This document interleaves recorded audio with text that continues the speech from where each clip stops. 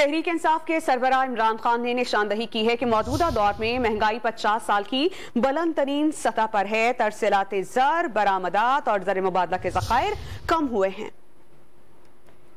जी अभी तक समझ नहीं आई कि क्या इसके पीछे थिंकिंग थी, क्या वजह थी कि गवर्नमेंट जिसकी बेहतरीन परफॉर्मेंस थी उसको हटाया गया और फिर पूरी एक साजिश के तहत इन चोरों को फिर हमारे ऊपर मसलत कर दिया गया।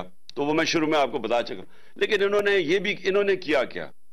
महंगाई 50 साल में सबसे ज्यादा महंगाई, CPI 25.5%, consumer price index, sensitive price index 30%, आटा, बिजली, पेट्रोलियम, वो ले लें, प्याज लें, टमाटर लें, घी लें, दालें लें, 100% से 200% ये इनकी कीमतें बढ़ गई।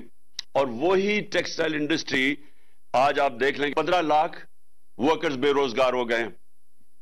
रेमिटेंसेस, ये आपने सुन ही लिया होगा, एक्सपोर्ट्स और रेमिटेंसेस, इनका माइनस आ रहा है। 2 अरब रुपया महीने की कमी आनी शुरू हो गई है एक्सपोर्ट्स और रेमिटेंसेस में जो हमने बढ़ाई थी। और फॉरेन एक्सचेंज रिजर्व्स आपके सामने है। मार्च के अंदर 16.4 था, आज पहुंच गए 5.7 पे।